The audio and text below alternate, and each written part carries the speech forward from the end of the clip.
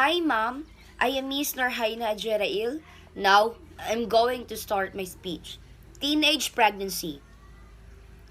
Teenage pregnancy is very rampant nowadays in our society because young people usually have very little or no sex background education at all. Nowadays, teenagers and adolescents are influenced by social media and to the TV shows that promote sexual interactions. Teen pregnancy leads to increased poverty in society. Hence, it should be abolished. All girls are important here in the world.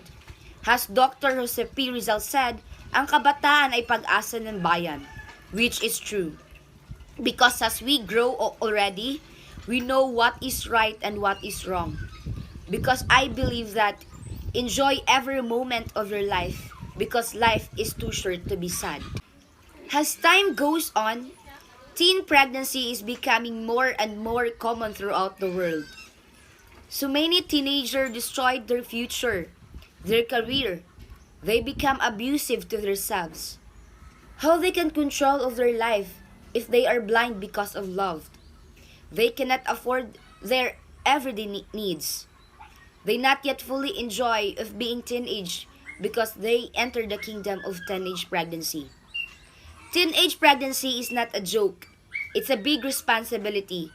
Such people act as if the teenage parents' world is going to come an end.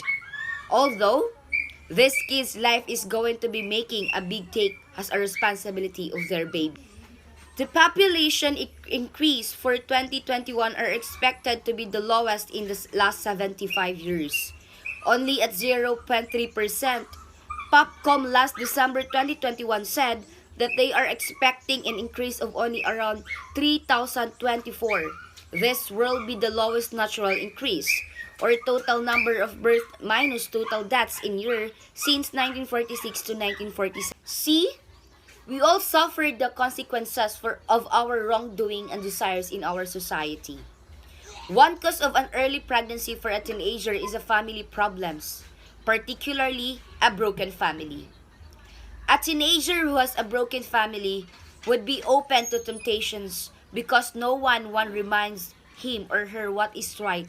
Thus, she or he would involve in premarital sexual activities and would push a teenager to engage in prostitution, which may lead to early pregnancy. And so, many teenagers suffering because of what they did. Many of them attempt suicide because of they are being bashed and she or he don't know how to handle the situation since he or he still young.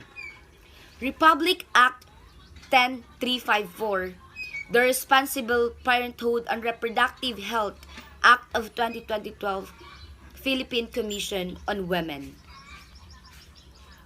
When you still want to experience life, educate yourself because most the beautiful change will always start within. When you love yourself, raise awareness. Because at the end, when you saved you. Teenage pregnancies are associated with social issues, including lower educational levels and poverty. Teenage pregnancy in developed countries is usually outside of marriage and is often associated with social stigma.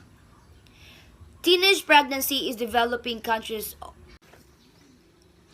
When you still want to experience life, educate yourself because the most beautiful change will always start within. When you love yourself, raise awareness because at the end, what you save you.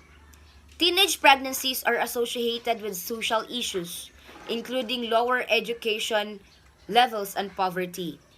Teenage pregnancy in developed countries is usually outside of marriage and it's often associated with a social stigma. Teenage pregnancy in developing countries often occurs within marriage and half are planned. However, in these societies, early pregnancy may combine with malnutrition and poor health care to cause medical problems. When used in combination, educational intervention and access to birth control can reduce unintended teenage pregnancies. No one wants to be a parent when they are still a teenager. Teenagers are not able to get a decent education. And some teens don't know what they are going to do with their lives. Teens don't want to stay at home and take care of their child. Teenagers really need to think about what they are getting themselves into. There are many things that teenagers have to give up.